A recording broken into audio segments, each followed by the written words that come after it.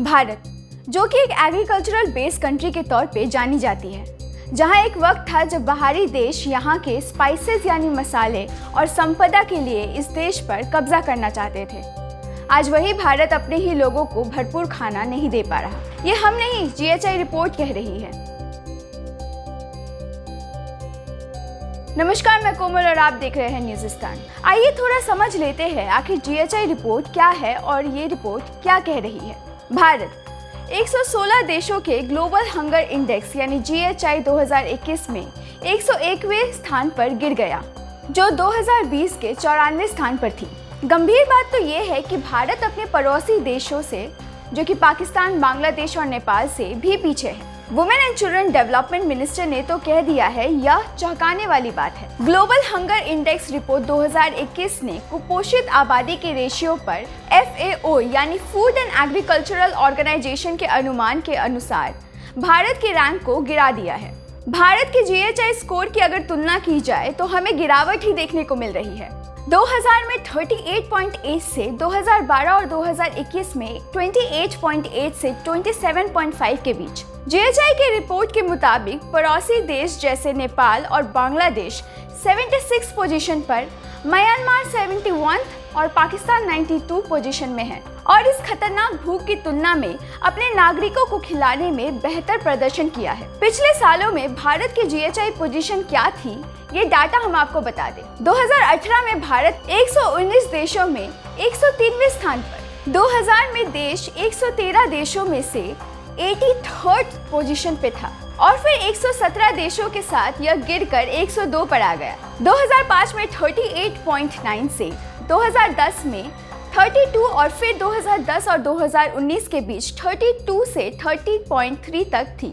अभी थोड़ा जान लेते हैं कि GHI स्कोर कैसे तैयार होता है और कौन करता है। GHI स्कोर की कैलकुलेशन 4 इंडिकेटर्स पे की जाती है। Under nourishment children wasting, child stunting, जो कि 5 साल की कम उम्र के बच्चे जिसकी उम्र के हिसाब से उनकी लंबाई कम है, यानी जो कि लंबे समय तक कुपोषण को दर्शाते हैं, और चाइल्ड मोर्टालिटी यानी 5 साल से कम उम्र के बच्चों की मृत्यु। इस रिपोर्ट को यूनाइटेड नेशन की FAO यानी food and agricultural organisation agency द्वारा तैयार की जाती है, जो दुनिया भर में भुखमरी खत्म और न्यूट्रिशन आवाम खाद्य सुरक्षा में सुधार लाने का काम करती है। एक रिपोर्ट के अनुसार भारत में बच्चों में वेस्टिंग का हिस्सा 2008 से 2012 में 16.5% और 2014 से 2018 में 20.8% तक बढ़ गई।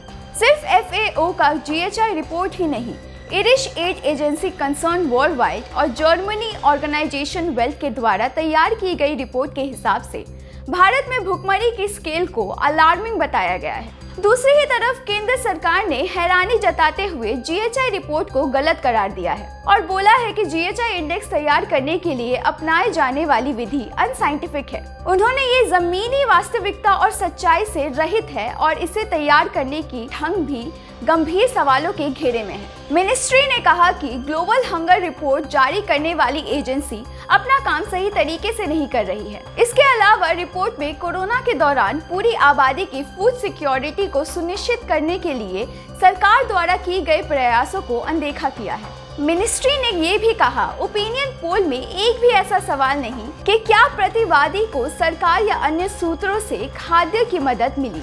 भारत भूख और कुपोषण के मुद्दे को ऊंची प्राथमिकता देते हैं और देश में खाने की सिचुएशन में सुधार के लिए कई योजनाएं लागू किए हैं। अभी समझते हैं 2020 और 2021 से पहले GHI रिपोर्ट में हम लोगों के ऊपर रहने का कारण। 1993 में शुरू की गई प्रधानमंत्री रोजगार योजना, जो कि भारत में 10 लाख से ज्यादा के युवा और महिलाओं को अनएम्प्लॉयमेंट लोन देने की स्कीम थी। 2000 में निकली अन्नपूर्णा स्कीम और 2001 में निकली मिड डे मील स्कीम काफी हद तक सफल थी। उस स्कीम ने न बस बच्चों में भुखमरी की स्थिति को सुधारा, पर स्कूल में बच्चों की दैनिक हाजिरी में भी सुधार लाई। उसके बाद 2013 में निकली नेशनल फूड सिक्योरिटी एक्ट, जिसके अनुसार लोगों को मानव जीवन चक्र में पर्याप्त भोजन और पोषण सुनिश्चित किया जाएगा, जो कि 75% जनसंख्या ग्रामीण क्षेत्र में और 50% जनसंख्या शहरी क्षेत्रों में।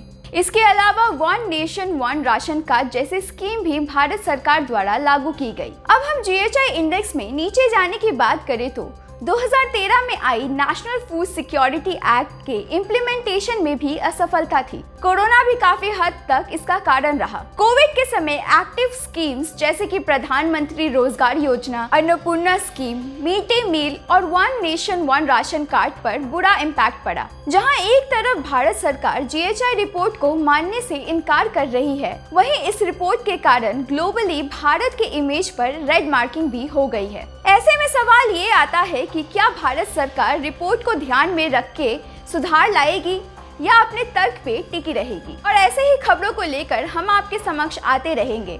तब तक के लिए देखते रहे और बने रहे न्यूज़िस्तान के साथ। शेयर कीजिए और हमें लाइक और कमेंट के द्वारा अपनी प्रतिक्रिया देते रहे। धन्यवाद।